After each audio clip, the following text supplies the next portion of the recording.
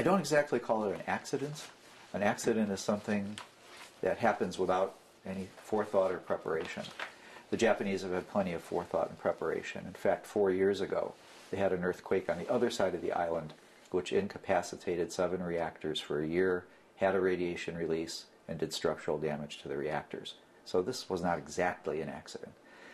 They painted themselves into a nuclear corner, and I was joking about this with someone earlier. In the competition between you and the world, bet on the world.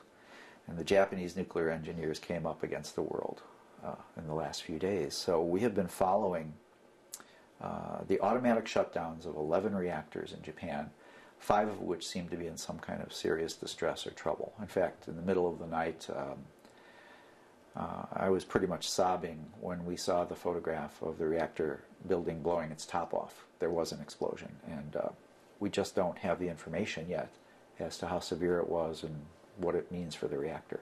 This was one of the stunning things about this accident for us, was the uncanny similarities here.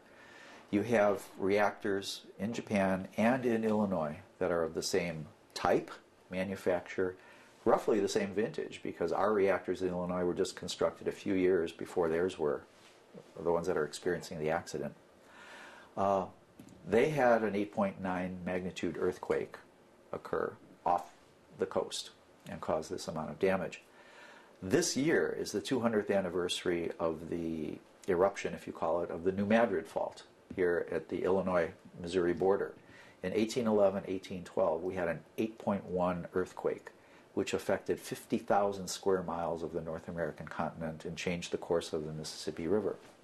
The reports were that it rang bells in Boston. So we're talking a significant seismic area that has been quiet for 200 years. Let's hope it stays that way, because the reactors that are built in this area, the regulators claim they can withstand that kind of damage or impact. But this is exactly what the Japanese engineers were claiming in Japan.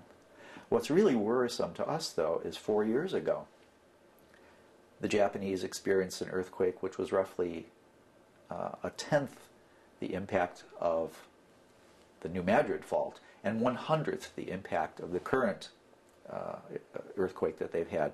Yet 7 reactors were shut down for a year. Some of them experienced structural damage, and one of them did leak radiation. So we're talking something 10 times less than what we could expect here in Illinois. And we've got a whole slew of reactors in the Midwest area that could be affected by the New Madrid Fault.